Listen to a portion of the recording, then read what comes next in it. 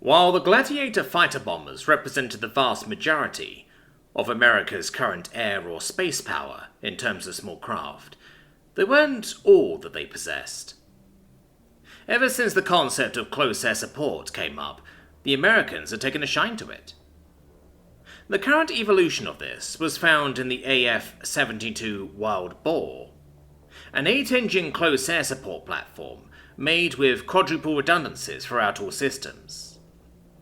They were bulky and fat, with the armoured cockpit in the centre carrying as much protection as possible for the pilot. Everyone called them flying pigs, some with affection and some with derision.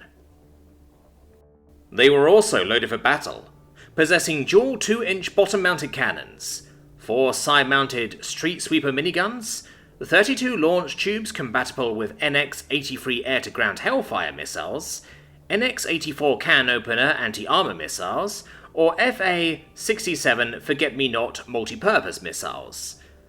The Flying Pig was fat enough to carry 14,000 2-inch rounds, 128,000 minigun rounds, and 2,000 missiles in any configuration. This was all encased in several inches of titanium alloy, and the newest, biggest shield bubble humans could make. They weren't fast. With a top speed of only 100 mph ground speed, they weren't going anywhere fast compared with normal assault craft or fighter bombers, but they didn't need to. "JJ, wake up, we got the call," came a voice over the pilot's helmet as she woke up. She'd been sleeping in her cockpit since the battle on Bastion was in full swing, and you never knew when the opportunity would arise for their pigs to get called up. She was already spinning the engines up, flicking switches as she checked her systems, getting positive greens across the board. She rubbed the sleep from her eyes with one hand as she toggled her comm. "I'm up, Timmy Joe. Got your hog squealing?" she asked. "He's ready to roll around in the shit." JJ smiled at his reply as her hog lifted up off the landing pad, only half a second after Timmy Joe. She checked over her loadout. Full ammo. They'd given her the usual split. 667 can openers and forget-me-nots plus 666 Hellfire missiles, which made her smile as it always did. "What's our MO? Roll in, fuck shit up. Same as always," her fellow pig pilot said. She read the map as the display came up in front of her. The cockpit was in the centre of the beast, so she relied on various video feeds and map projections to fly and target. A mixed Libertonian and Stormtrooper detachment was holding a fort in the middle of a mountain valley near one of the bigger cities. If they could hold on to it, they could continue to deny the crabs the ability to fill the valley with AA emplacements. A damn good idea if she ever heard one. They knew this though, and recently the crabs had stepped up their attacks, flooding the valley with as many soldiers and crawlers as they could. The base was under very heavy assault, and the brass were having trouble getting armour into position, so it was up to the pigs to bridge the gap. They rumbled over the plateau, on the edge of the valley, dropping down as they approached the base. It was smoking, heavily, and chunks of the wall were broken apart, her black and white screen giving her clear contrast to see the bullets flying out, and the energy bolts heading in. "What song do you want?" Timmy Joe asked since it was her turn. Good question."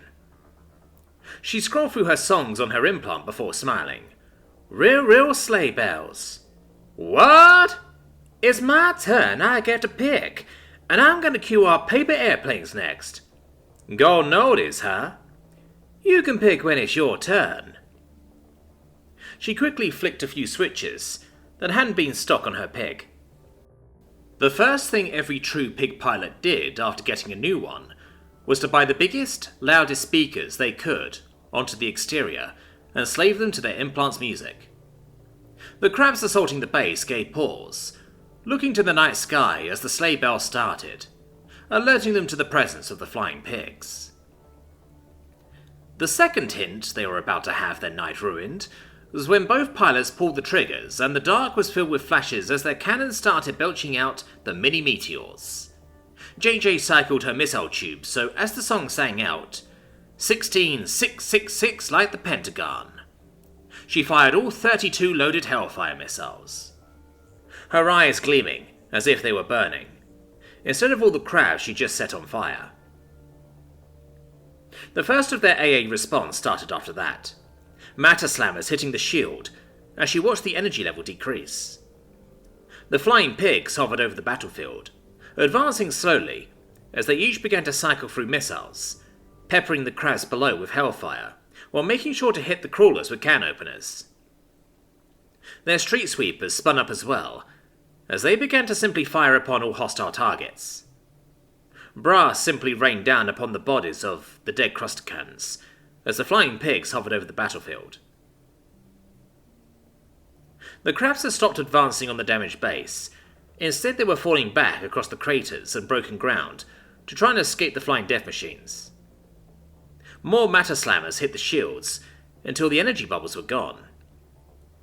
The outside of the flying pigs started taking direct hits now, as inside the pilots kept their guns firing, while diverting systems and monitoring their engines. "Engine 2, gone," JJ said, as she shut it down. "Left forward street sweeper out." Neither pilot was backing down, as they slowly rumbled over the battlefield while Real blared loud enough to still be heard over the intense sounds of cannons and miniguns firing. Inside the base, the Libertonians and humans were dragging wounded to safety and putting out fires, some trying to get defensive emplacements operational once more. This wasn't the end to the battle, not by a long shot, but this was a small smoke break for the soldiers, and they'd take every chance they had to reload and prepare. All the while the music rang out over the sound of death being unleashed on the crabs. 6 missile tubes busted, engine 3 out, JJ said, as she kept monitoring her systems, watching them flash yellow one by one. Pig pilots went through subsystems like most soldiers went through bullets, and they went through bullets like, well, something even faster. Very, very fast. 1 and 2 are busted. Left cannon jammed. Clearing. Something big stood up near the hills the crabs were scurrying towards. A crawler they hadn't seen before. Big fucker. Bigger than their matriarchs even by a good margin. Had to be some sort of assault bot. It fired off 2 large bolts which slammed into Timmy Joe's ship. Fuck! That's done it for me. Down to 8 and 7. Cannons gone, 1 street sweeper. I'm out, JJ. Pull back. I'll see you back at base, JJ said, focusing her cannon fire on the big bot. It fired off 2 more of those massive bolts her direction as she tried to juke to the left. It still hit the right side of her pig as she shook in the cockpit. The right cannon, street sweepers and engines were all down, but paper aeroplanes started playing as she grinned. Working quickly, she cycled the last of her Hellfires plus 2 can openers as she flew over the massive crabbot. Then she hit the emergency release, dropping 2 massive cases of missiles down at its feet. Another matter slammer hit engine 5, leaving her with just 1 and 7. The pig was leaning heavily to her side, pouring smoke as she turned to book it out of there. As the flying pig sailed overhead, she triggered the last of her missile tubes, firing out the can openers first, and the Hellfires just after. They arced out towards the cases of now armed missiles she dropped on the field, turning night into day behind her. She saw a flash on her comm. Jesus Christ, you glorious flying pig, thank you. When this is over, I'll buy you a drink. Yeah, you and a million others. Don't worry, Stormy, we'll be back as soon as they patch my hog up. She cut the feed, tilting her pig to keep it moving with only 2 engines, pouring smoke and sparks as she limped back to the pig pen, which was what they called their forward base. As it settled down on the pad with some screeching and scraping, the flight crews already had machines in place to start replacing the engines and getting her ride operational once more. The pilot finally disconnected, crawling out through the small hatch to get out of her ship. Alright, fellas, I need to go take a shit. When I get back, I want this pig squealing for me, and someone give me my stencil and spray paint. I ain't flying a pig with no polka painted on the front. The pilot had cuts on the right side of her face that were bleeding. She seemed to be limping because a chunk of metal was stuck in her thigh, and there was a good chance she'd broken her pinky on her right hand with the way it was bent. But the first thing she did was pull out a smoke and an old Zippo to light up, as she walked towards the nearest shitter. She held the Zippo as she walked, watching the flame flicker in the night, eyes gleaming with the reflection of the fire. "Fuck! Who is that?" one of the new flight crew asked. "What, her? Oh, you'll get to know JJ. She's Jackie Jill, little sister of Billy Bob Space Trucker." The CIA senior agent had given up waiting on Billy Bob, and instead explained the situation to Emily, who in turn would explain things to Billy Bob once all the space hamsters were too tired of being tossed in the air, or exhausted from laughing as he blew fat raspberries on their bellies. It took about an hour until they were all tuckered out, retreating to the crew quarters on the Rosie, to pile up and sleep in a giant pile of chubby space hamsters. Emily and Billy Bob were in his Longhorn as he pet Mittens, making up for not being around much by scratching the animal's cheeks and letting it sleep on his lap. He wasn't sure how it was different from sleeping on the bed, which is what the lazy cat almost always seemed to do, but somehow Mittens felt it was different. "So, what's the deal?" he finally asked Emily, as Mittens let out content purrs. "I'm rather surprised, honestly. The space hamsters got in contact with your CIA somehow, and let them know they had a few select members in power who wanted to assist the war effort. It turns out the ass-faces have been lying this whole time." Billy Bob stared at her then, a sort of blank expression taking over his face. She was moving her hands and talking about something, as he heard words like council and foundation and secret and treaty being tossed around. He got the general idea. The ass-faces were arseholes, and had eaten some guys the space hamsters liked, but lied about it. He wasn't sure about all the other stuff she was going into, but he was vacantly staring at her chest. She had that little tuft of feathers right where there would be cleavage if she had breasts. Her chest had an appropriate shape. Idly, he scratched Mittens' chin as the cat purred, slowly sliding off his lap, so he had to keep pulling the cat back into place. Did he ask her what was under the vest? I mean, they were supposed to be mates now, right? Wait, did that mean they were married? Or just, like, together? Shit. Did he need to buy her some jewelry?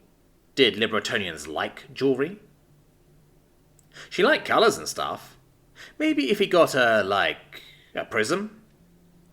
She kept talking and he would nod and make a little sound of acknowledgement now and then.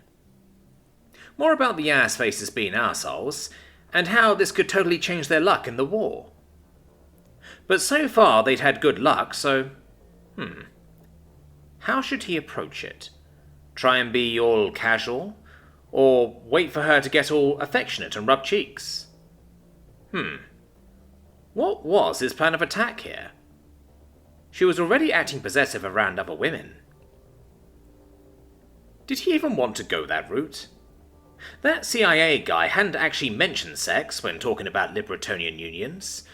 Well, he mentioned reproduction, but that was apparently optional. Not like they could breed. Could they? He was on a space station with a space eagle raptor and a bunch of space hamsters, and he could just adjust the gravity at will and travel faster than light. But messing around with biology seemed awfully finicky. Like those flesh-eating planets they'd made by mistake a few hundred years back, or trying to genetically engineer a new plant to survive the pests on that new colony. The only good thing that came from that was a bunch of hippies got eaten. Speaking of, whatever happened to those smelly space hippies and those living rock creatures? Stoners? Oh, how had he not thought of that sooner? Wait, where had he been going with this? Emily was staring at him. So, Mr. Monopoly Hamster is an important counsellor, and he hates the ass crabs, and he's going to help us mess up the big government meeting that I've been trying to get you to this whole time. When is that again? At the end of this space week. Jesus Christ, is it? I thought we had way more time. He blinked a little at the realization he'd been travelling with her for almost a month now. In fact, it was fast approaching Halloween. Maybe he'd show her how to go trick-or-treating. Wait, where was he going to find her a costume? And also, where was he going to find a place to go trick-or-treating? Shit. Maybe if they finished up this galaxy-ending thing soon, he wouldn't miss it. Oh, but America was at war, and UHG Halloween just wasn't the same. Oh, but Canada, they weren't bad. After we expose the founders for the suppression device, and the space hamsters throw their support to us, it will really undermine their authority. I'm not sure how much influence they have over the other species, but there's a chance we'll only have to fight the Fleckos, Assfaces, Fishcops, and Space Poodles. Isn't that what's going on now? Well, that's because the other species have to build up and move into position. Those three were simply the only ones ready for war. That reminds me, I haven't heard much about the Fleckos in the war. Well, they probably engage in what most species would consider a brutal melee combat style, so humans probably crush them without much effort. Ha! That'll teach those dancing posers who get served and effed in the A. I still don't know what that means. Don't worry about it. She smiled at him and then leaned forward a little. You know, we're all alone now. He froze as she said that. He hadn't decided how to approach this yet. She was taking the lead. What did he do? Play it cool, Billy Bob. Well, aside from mittens... He lifted the cat up, who let out a snort as he was disturbed from his resting place. So Billy Bob quickly sat up back in his lap, rubbing a handle on the cat's belly as it opened its arms and legs up. Then he gasped as the cat had wrapped those big paws around his hand and started to bite and kick his palm. Ow! Knock it off, you furball! He tossed Mittens off his lap, the cat landing on his feet and staring back at Billy Bob, before sitting down and starting to aggressively clean himself, in a way only cats seem to be able to do. Well, now we don't need to worry about him, Emily purred out. This is very true. It's just the two of us now. Did he break out the present? No, he still wanted to save that. Music? Oh, should he get a slow jam going? Had he exposed her to those yet? Then he watched her lean forward, before pausing, shivering, as her feathers seemed to get all ruffled out before smoothing over, and she opened her mouth in what he realized was a yawn. But it's been almost 5 hours since I slept. I'm really tired. Yeah, and you've been so busy. Why don't you sleep? I'll take Stumper out and play with him some while everyone's asleep, so I don't bother them with the high gravity. That's a good idea. She stood up and he figured she'd want to run by, but instead she reached over to brush her hand through his hair. He had to admit he froze for a second, before feeling that she was wearing her glove. Then she slid into his lap, which he also didn't expect. She was so tall, but so light. He could easily support her on his lap, but with how tall she was, it wasn't like cradling a normal woman on his lap. She still looked down at him easily. I'm really glad you chose me. Hey, we have survived all kinds of chaos so far. I'm sure a little more won't hurt.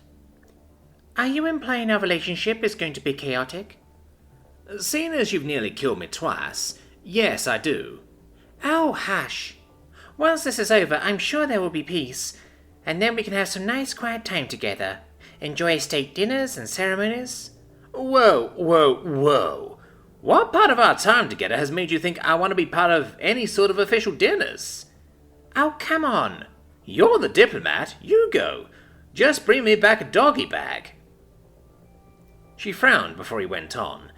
That means bring me the leftovers from dinner. Oh, well, you'll have to get used to at least a few. You're going to be a big hero, you know. Shit. This is why I wanted to become a space trucker after my service was done. No one expects anything formal from a space trucker. She laughed and got up from his lap before curling up on the bunk. Once she was lying down, he got up, walking into the cargo bay to get Stomper. The six-legged, four-eared space fox was excited to see him like always. Billy Bob smiled and grabbed the giant bone, opening the back hatch to let them both out before he turned the gravity up inside, just the Alice's cargo bay. The giant space fox. Was that it? Was that the name he'd choose? Giant space fox. Why the hell didn't he think of that sooner? He was going to save UHG diplomats so much time trying to explain what species looked like with his simple naming system. Either way, the giant space fox had been growing slowly but steadily since he'd liberated him from those stupid space hippies. It still stomped happily when he would grab that big fluffy tail and wag it around, but he wondered how long it would be until he'd have to be careful before the creature knocked him down when it jumped on him happily for the toy. He tossed the toy around and played with Stomper for an hour to make sure both he and the animal got some good high-gravity exercise in, before finally herding him back up into the Longhorn, leaving him with more water and food. Once that was done, though, he quickly looked around and started jogging. He didn't know how long the space hamsters would be out, and he needed to start gathering some intel. He climbed the small steps of the Xeno ship 2 at a time to get to the bridge. Sliding into his seat, he started to type on the console so he could bring up a few screens on the extranet. He needed to be very careful with his searches, and then make sure to clear the history just in case. When he was younger, a few wayward searches had made him think there was a whole species of only female blue-skinned Xenos that were super hot. Why couldn't there be Xenos like that? The reality of evolution sucked balls sometimes. Of course, he had found dubstep frogs and a pug-faced ogre, so, well, it still sucked balls sometimes. Who was he kidding? He was just starting to type out what he figured would be the best string to get some actually helpful insight into Libertonian bodies, when he heard a soft voice. Mr. Billy Bob? Billy Bob jerked and turned, covering the screens with his body, even though he hadn't hit enter yet. He saw a space hamster that was rubbing at his eyes blearily. Yes? I had a nightmare. Can you toss me in the air a bit? He looked around the empty bridge and then back at the space hamster, wearing the business suit. Sure? He stepped towards the creature, scooping him up and then surprising him with a raspberry, as the space hamster squealed and laughed. Billy Bob went walking down with him to the cargo bay, which he'd reset the gravity in. Once he was done tossing the space hamster in the air and put him back to bed, that was when he'd do research on Libertonians.